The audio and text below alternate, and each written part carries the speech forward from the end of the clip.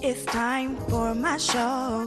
It's time for my show. This is Jackson, Detroit's money making diva.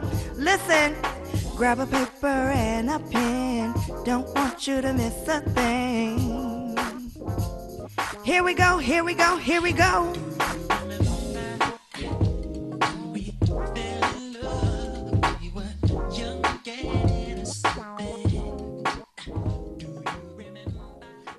Hello, hello, Detroit and Flint, Highland Park, all of my viewers and listeners from across the Metro Detroit area.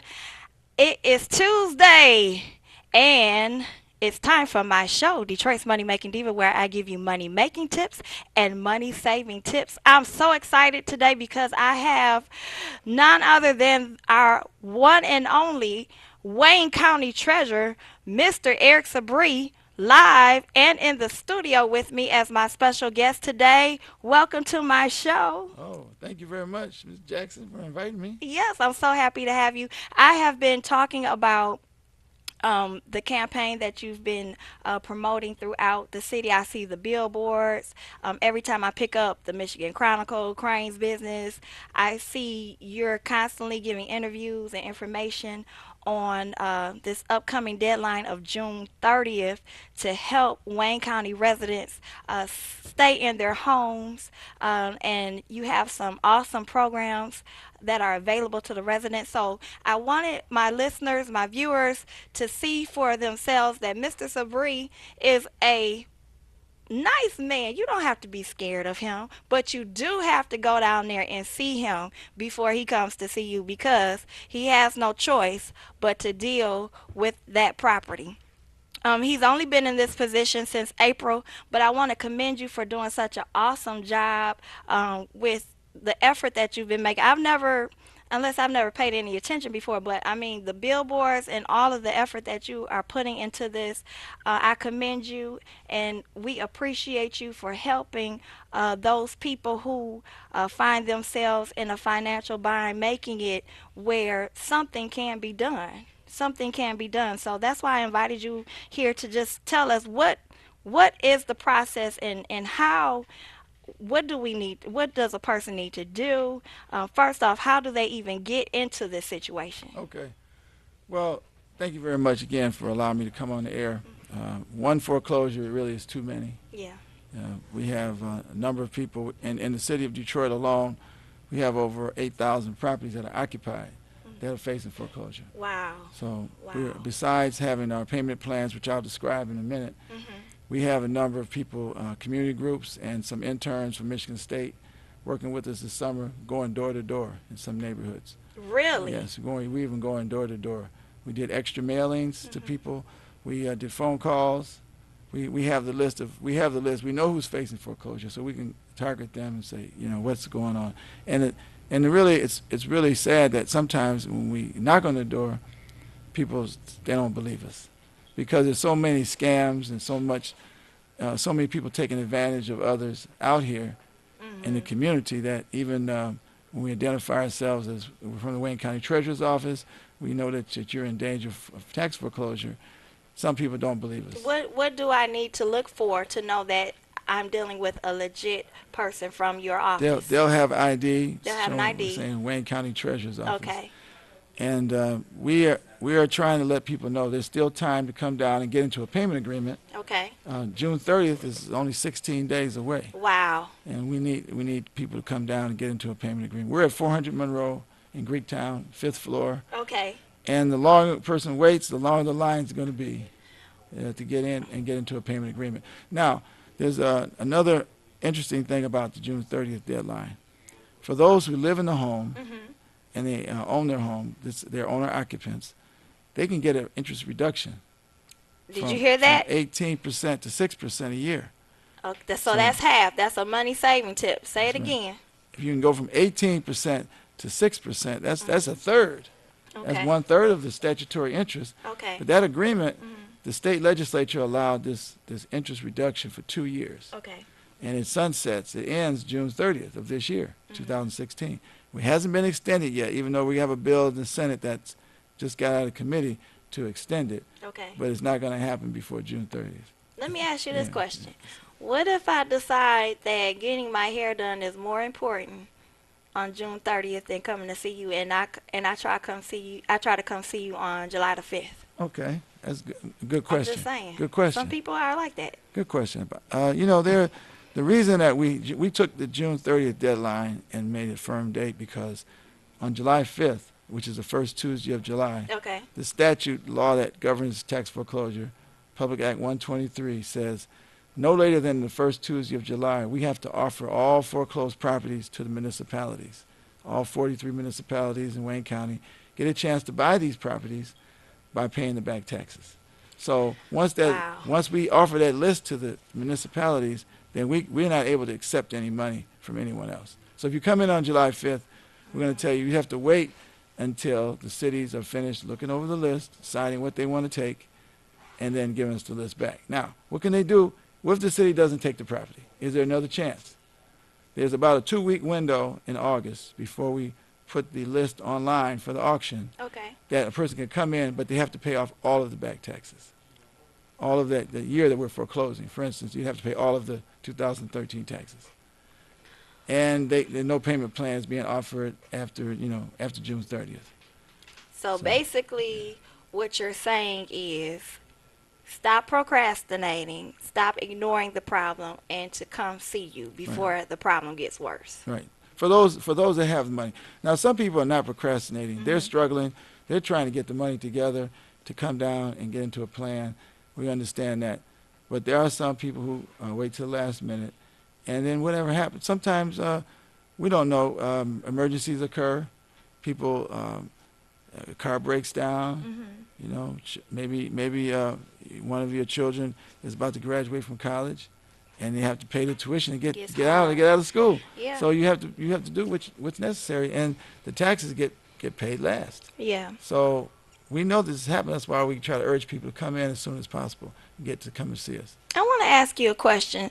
A lot of times, as um, people get up in age, um, they may become incapacitated or not able to get out on their own, and Yeah. so they may not have the transportation uh to get around and do things, and sometimes a lot of people, they're so independent, they don't want to acknowledge when they can't do what they used to do, and a lot of times grandchildren find out by surprise Yes. that they are in this situation. Can a relative, a niece, a nephew, go down on behalf of someone who can't physically go down there and make those arrangements? Yes, they can. Because Really? on the payment agreement form, it says if you're the owner. If Mhm. you're not, then what is your relationship? So Okay. you can do a payment agreement on behalf of someone else. Okay, so that's And good news, yes, especially for those elderly people who are in a situation where sometimes they don't want to tell us what's really going on, but you need to say something because you put more pressure on your family when they don't know what's going on. If it's 8,000 people on this list, obviously it's nothing to be ashamed of. that's true. You're not the only person in this situation. About half the people on that occupied list are tenants, and the other half are owners. So there's some people who are in occupied property, they're tenants. They really are kind of out there in no man's Mm, land in the sense that if they pay the taxes, they're paying them for someone else. wow. And if so, they're just waiting to see what's going to happen because they don't want to get into a payment agreement because now you're paying the landlord's taxes, Right. and you may never get that money back. So the other ones though, the houses that are owned by the occupants, those are the ones that we can really help because they can get into that interest reduction agreement. Okay. Even if they have multiple years of delinquency, you can put them all together, get into a payment agreement, and save the property. So Okay. we encourage them to come down. Don't give up. Some Don't people give actually up. move out. We've been going door to door with a list that showed someone was living in the house Mhm. on our previous visit. We get there, knock on the door, it's a vacant house. So we wonder why, what happened. They just left. Some people give up. They think it's too late. And it's not too late. Still an opportunity to come in and save the property. Well, I mean, I commend you because for you to only have taken this position since April, you've done a phenomenal job from what I can see. And I wouldn't want to do it. I know a lot of times I see people, they take their frustrations out on you on the debt that they owe. Right. So I can only imagine, the some of the residents that the office has to deal with. But I definitely thank you so much for what you're doing. I wanted to ask you about, you have a program called the Step Forward Well, program. the Step Forward program is a program that's administered by the state of Michigan. Okay. The Michigan State Housing Development Authority administers it. The funds are what they call hardest hit funds. They're from Washington, D.C., our Okay. federal tax dollars Wow. coming Okay. back to Michigan. And over the last 3 years, the Step Forward program actually paid the taxes, delinquent taxes of about 6,400 people. Really? Right, 54 point something million dollars. Okay. And the way to find out if you're eligible, you have to go online, stepforwardmichigan.org. Stepforwardmichigan.org. That's stepforwardmichigan.org. Okay. Stepforwardmichigan.org. And Step Forward is a program you have to be the owner and the occupant. Have Okay. a deed in your name. Okay. You have to have had some financial hardship as because of unemployment, divorce, or sickness, or some kind of home repair bills. And you have to have less than $10,000 in the bank. Okay. And you also have to have some income to show that you can pay your taxes in the future. Well, I mean, I was reading that some occupants can receive up to $30,000. That's true. That's a nice Yeah. chunk of relief for somebody. So I just think a lot of people are just not educated on what is available to them, as well as a lot of people just get paralyzed in fear.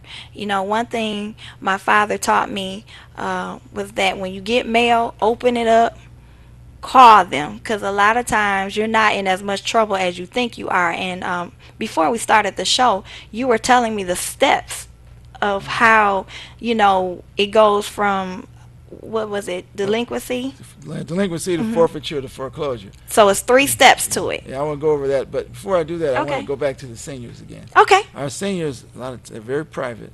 Most seniors are very private. Yes. Even with their own children and grandchildren, Yes. they don't discuss their business. Yes. And sometimes you just have to pry a little bit into their business, because if you don't, you could end up They'll be bringing living them- with you. bringing them down to the office to find out what happened. Yes. You want to go and find out. You might get into an argument with them Yes. about their taxes, but it's worth it, Yes, it is. because oftentimes they may have paid the city taxes, current taxes, but didn't realize they still have a delinquent tax bill and didn't pay that. So they say, I paid my taxes. One senior came and she said, see, she wrote paid on the bill. Okay. She said, I paid it. I said, well, who put that on there?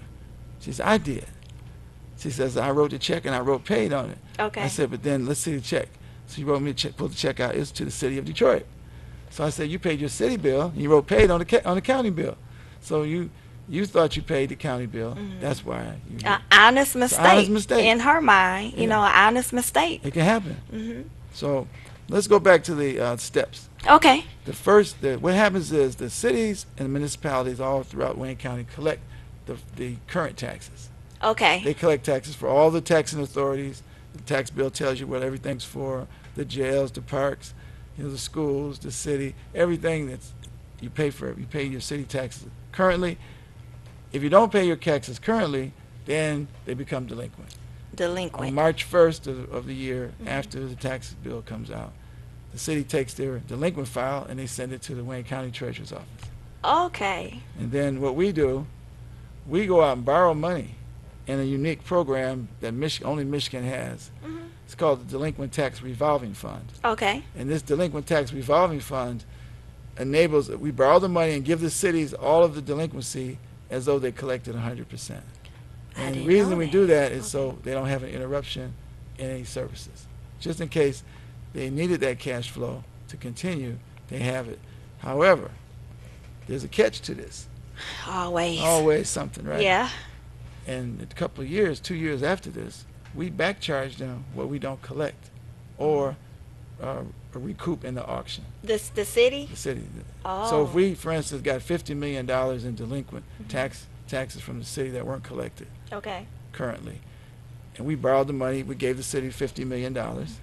Then we collected $30 million, and we sold some properties in the auction and got another $10 million. Okay. So that's 40. Mm-hmm. So the $10 million that wasn't collected, maybe those properties didn't sell. Mm-hmm. That $10 million just gets charged back to the cities the next time we give them the delinquent tax check. Wow. So Okay. it's to the city's advantage to collect the taxes currently. And I can say that all municipalities in Wayne County have increased current tax collections. So, and where we used to borrow $250 million a year, 220, 200, now we're borrowing 170 and 175, 175 million. So that's much better, even though that's a large number.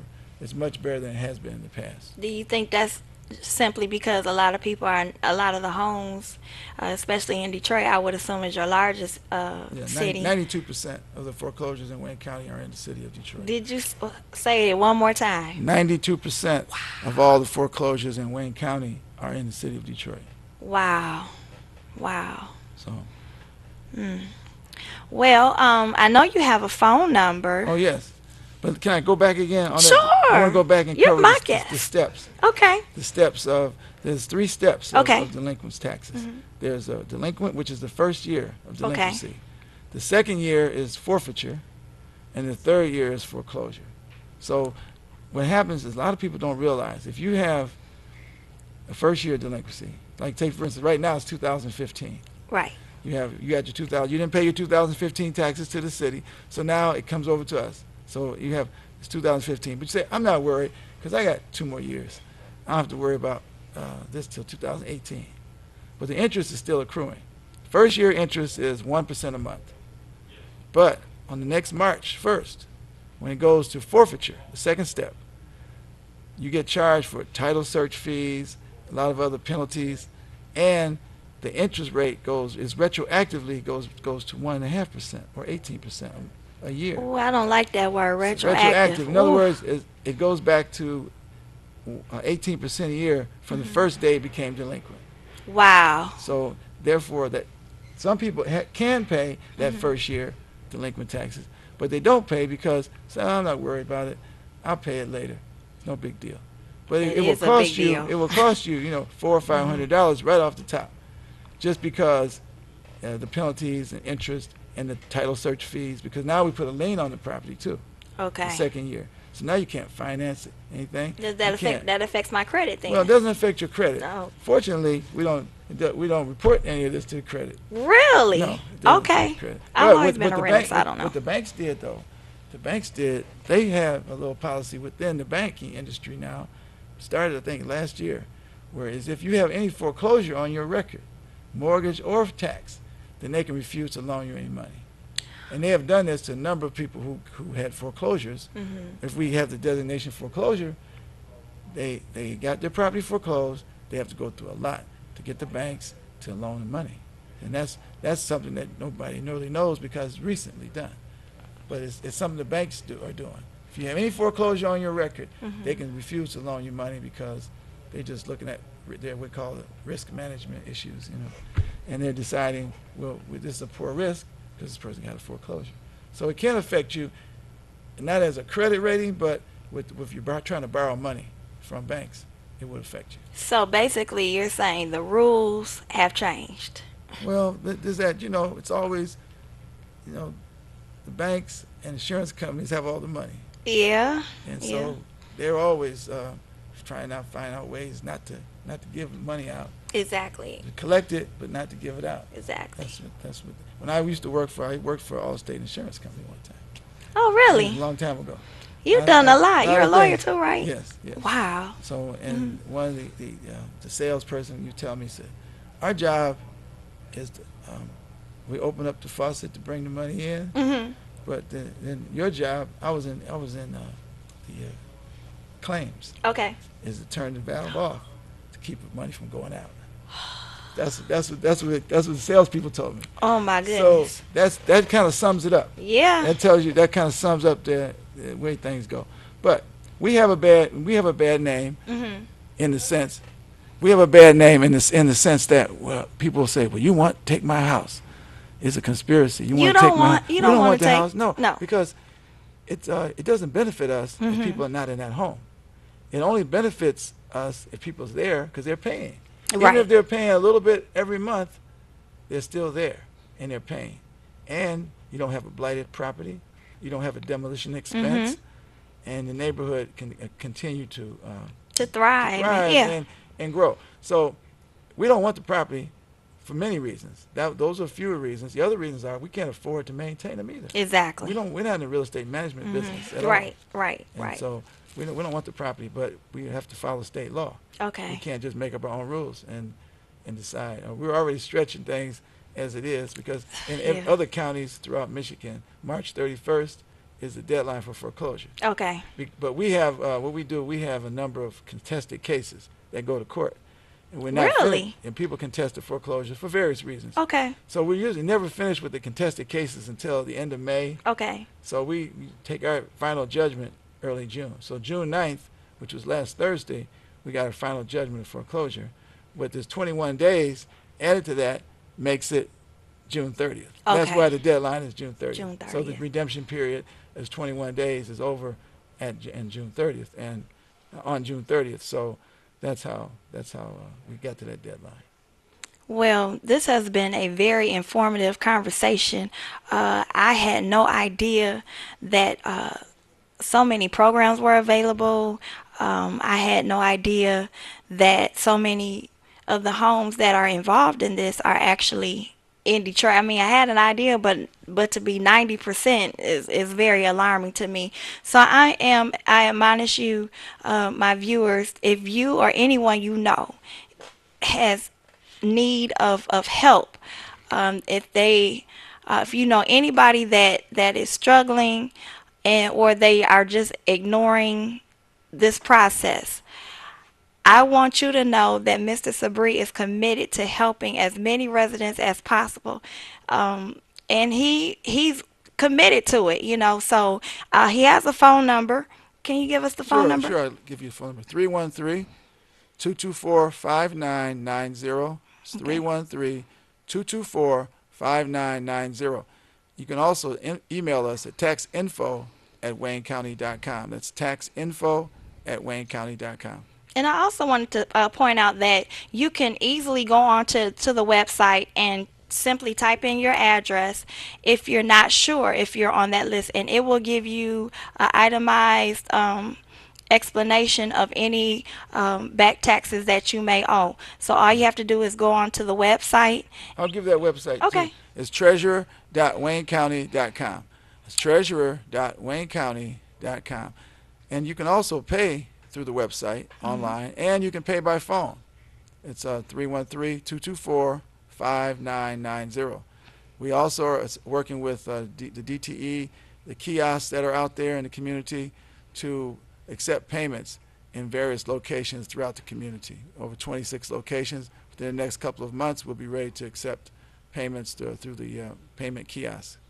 Okay, well, I'm down to my last 4 minutes. Mr. Sabri wasn't supposed to stay this long, but we had such a yummy conversation. He just decided to stay on. I'm going to give you a couple announcements, but you might as well just stick it on out here Oh with yeah, me. I'm here.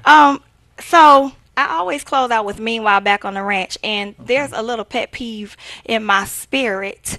I don't understand as you drive throughout the city, why are there so many missing signs? You notice that? I noticed that. And So there are so many missing. I don't know what even happens to stop them. signs and Yeah, what at happens street to them? signs.